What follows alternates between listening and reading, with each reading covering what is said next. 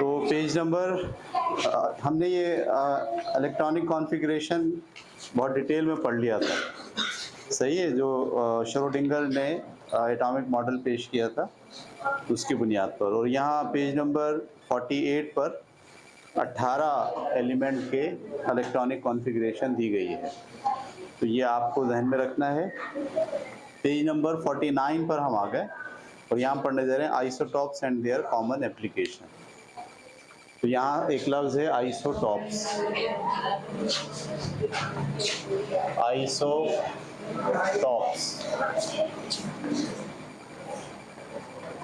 ठीक है।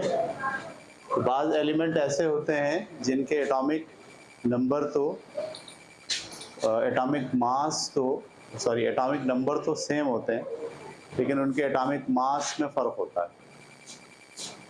Atomic number और एटॉमिक मास क्या होते हैं ये तो पता है ना आपको।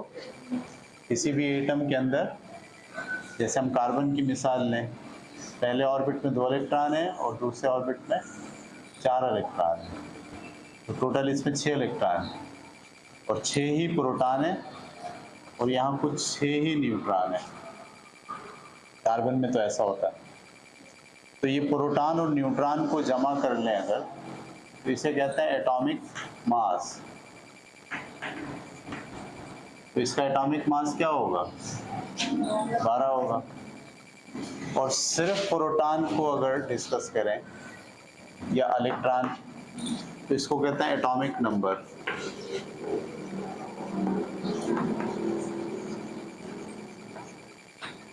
इसका एटॉमिक नंबर क्या है? 6। तो एटॉमिक मास क्या होता है? प्रोटॉन प्लस न्यूट्रॉन दोनों को मिलाते हैं तो क्या आता है?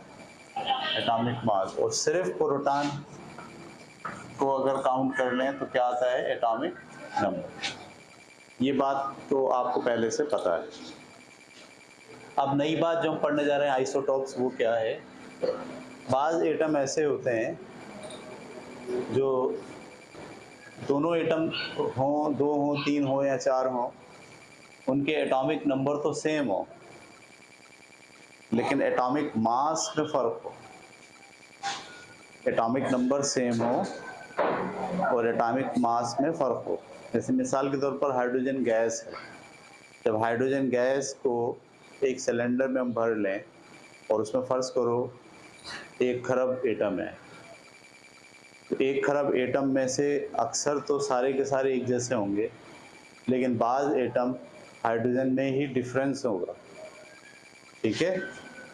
क्या डिफरेंस होगा? डस्टर है?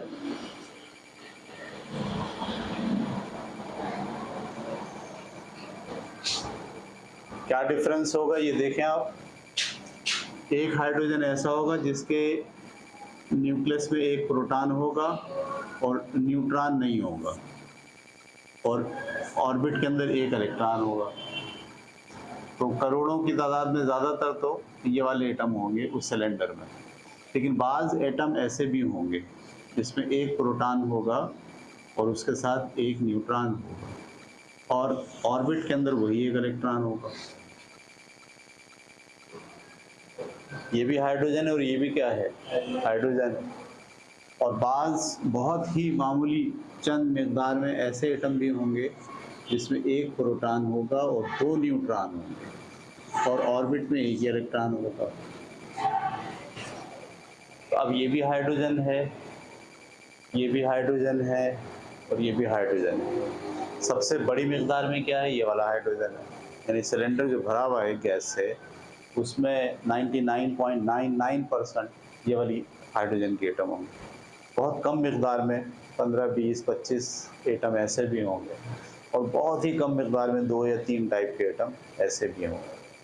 तो अब ये भी हाइड्रोजन है, इसका एटॉमिक नंबर क्या है? 1। इसका भी एटॉमिक नंबर क्या है? 1। मैं एटॉमिक नंबर की बात कर रहा हूँ तो इसका मतलब है मैं किसकी बात कर रहा हूँ? प्रोटॉन। इसका एटॉमिक नंबर भी 1 है, इसका एटॉमिक नंबर भी 1 है और इसका एटॉमिक नंबर भी 1 है। लेकिन इसका एटॉमिक मास कितना है? 1। इसका एटॉमिक मास कितना है? 2। एटॉमिक मास का मतलब प्रोटॉन और न्यूट्रॉन का मजमूआ। इसका एटॉमिक मास कितना है? 1। इसका एटॉमिक मास कितना है? 2। और इसका एटॉमिक मास कितना है? 3। तो ये ऐसे एटम जिनके एटॉमिक नंबर तो सेम हो लेकिन एटॉमिक मास डिफरेंट हो, ऐसे एटम आइसोटोप्स कहलाते हैं। समझ में आ गया आइसोटोप क्या होता है?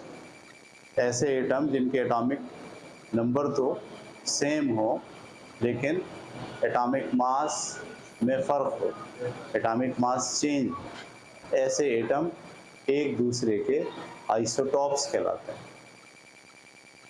ठीक है, ऐसे एटम जिनके एटॉमिक नंबर तो सेम हो लेकिन एटॉमिक मास एक दूसरे से मुख्तलिफ हो, ऐसे एटम सारे के सारे एक दूसरे के आइसोटॉप्स कहलाते हैं। तो ये तीनों हाइड्रोजन के आइसोटॉप्स हैं। इसका नाम हम रखते हैं प्रोटियम, इसका नाम हम रखते हैं ड्यूट्रियम और इसका नाम है ट्राइटियम। और सब के सब हैं क्या? हाइड्रोजन। ये सब हाइड्रोजन है, लेकिन हाइड्रोजन के 3 आइसोटॉप्स होते हैं।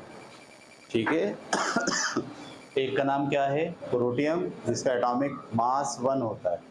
दूसरा एटॉमिक मास जिसका 2 होता है उसका नाम क्या है? ड्यूट्रियम। और जिसका एटॉमिक मास 3 होता है उसका नाम क्या रखा हमने? ट्राइटियम।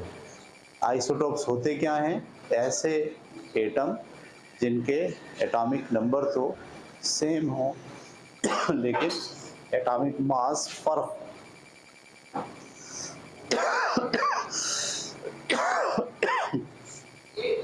उतारें इसे।